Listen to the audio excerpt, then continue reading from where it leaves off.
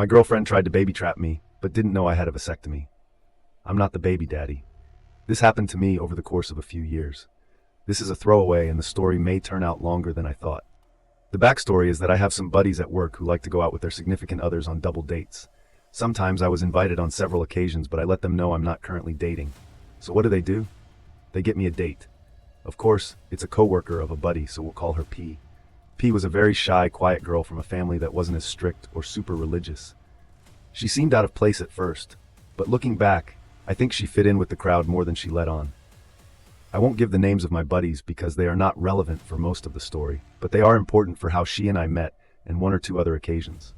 So as 3 couples went out, we hit it off and became fast friends, drinking the night away, and I ended up kissing her and paying for a taxi to take her home. The scare. 6 months later, P and I are living together. She moved in with me, and we are great together. We don't fight, and if we do, it's something silly that blows over seconds after it begins. One night after we had done the deed, I looked down and noticed my condom broke panic mode engaged. I started freaking out and told her what happened. She immediately calmed me down and said she's on birth control.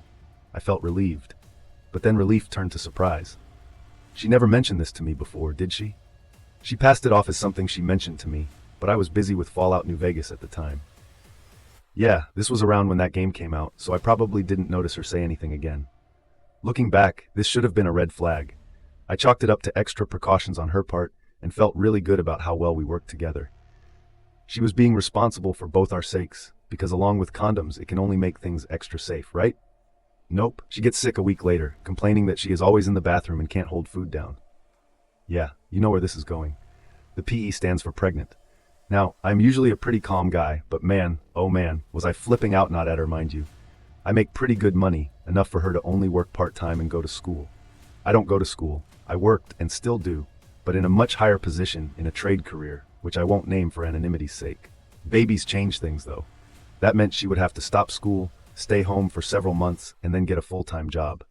I wasn't worried about me, but her. I can manage, but she wanted to finish school and be stable enough so that if we ever decided to have kids, it wouldn't be in this kind of situation. Well, she ends up getting an abortion and begs me not to tell her parents, who, again, are not super religious, but this is a big negative to them. It took months of her talking to them and me courting her to let us live together.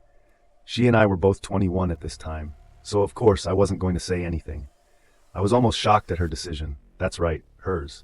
I hoped she would get one for her sake and mine, in all honesty, but I would have stayed and raised the child with her through hard times because I loved her. For about 4 months, we barely talked. I thought things were over. But then one night, everything just magically went back to normal. I thought, yes, we are okay again. This was also a red flag, but in my excitement, I don't think I realized it. Now, having a big scare like that and knowing she was on birth control led me to the decision. Some of you may or may not cringe at the vasectomy I had.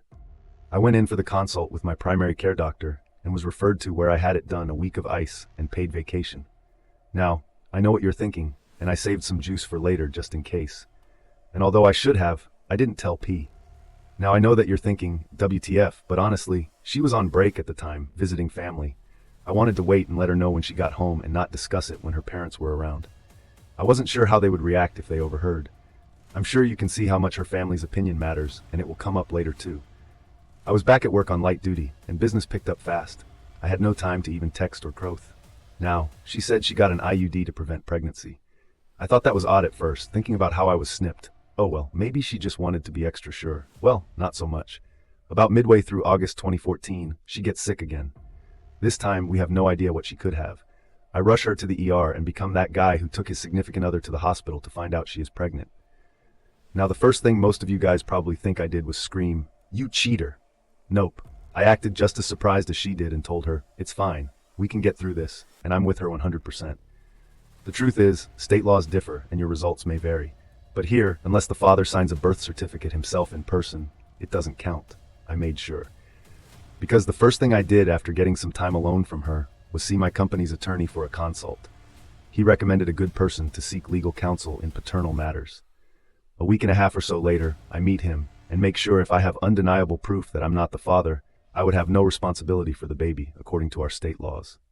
So I had my assurances, and as far as she knew, it was probably mine, right? After all, we were not using any birth control at all. Turns out she had scheduled the appointment, had it put in, but it was removed because of complications that caused pain and swelling.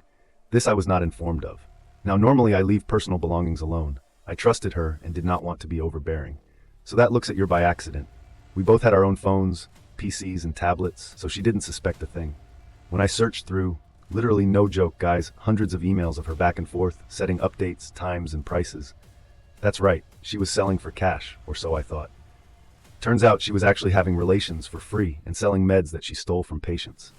The abortion she got was not the first. Oh, did I mention she was in school to become an RN? She would sneak meds any way she could. She would take them from old people, young people, cancer patients. She was sneaky too. She hid all of this from me, her teachers, as well as her parents. Her biggest supply was using people she had previously sold to. She would have them get hurt or help them get hurt and then get them prescribed pain pills. The revenge. I hope you stuck it out, and I hope this belongs here for the entire time of her pregnancy. I said nothing to her, her parents, her friends, or her teachers. She was close to graduating and close to being a mom. Everything was so happy for her. Everything was going great.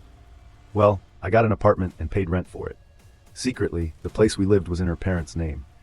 The reason being, at a moment's notice they wanted to be able to kick me out for wronging their daughter. This turned out to be an amazing blessing. I started selling my stuff to put into a fund for the baby, but was really moving it to my new place. She thought I was crazy. When I sold my gaming rig, laptop, and Xbox, I said, "It's all for us, baby." Now this next part was risky, but I had no choice. I needed some help. I talked to the buddy who got me with her to begin with. He had left the company I worked for, so this would not negatively affect him in any way. I needed more info on her part-time job so that I could get back at her. She was exactly the same to them on the outside as she was to everyone else. To this day, I kind of admire her ninja ability, but it's also why I have no regrets or guilt. I told them everything and showed them everything. They were shocked, sad, sorry for me, and sorry for her. Then, they were furious with her. How dare she manipulate them like this? So things went missing from the workplace cash drawer, but she was always covered. Some kind of way she had been framing people and was just very careful and calculated in her plans. So in all honesty, I never looked real hard at her either. Her facade had everyone fooled. Well, lucky for me, during her maternity leave, security cameras were replaced with better quality. We made our plan. Then comes the week that she is due. She is wheeled into the hospital and stays for 3 nights before she gives birth. I have no problems with the child, as you will soon find out, but at the time he was a symbol of misplaced trust and a broken heart. They had to take the baby away after a few minutes. He is jaundiced. Although I told the medical staff that under no circumstances was my name to be on that certificate. I was a concerned former boyfriend that she cheated on, and she was a junkie. Lab reports on the cord blood unfortunately later showed this to be true, but the baby was fine, and that I was only here to make sure her baby was all right. I was not to be contacted. And if she says I'm her boyfriend, don't believe her. If I needed to prove that to them, I would. I left, packed my things, and left for my new apartment. Revenge. I know what you're thinking. That was not really that hard or harsh at all. I didn't think so either. I waited until she was back at home. I left my keys and $400 in an envelope at her place so that she had money when she was out. And also to bait her, I knew that she would either A, buy some more pills, B, try and sell her busted computer, or C, maybe get her together and fix herself, or D, cry to mommy. I'll take A, B, and D for $400. Alex, that's right, she did all 3. Now I know at this point I'm okay on the work front. I'm also okay on the parent situation. The moment she was released, her parents picked her up because I wasn't there. She called them, complained, told them everything. I was going to be thrown out. But what's this? I'm not there. She was probably upset. She didn't get the joy of kicking me to the curb.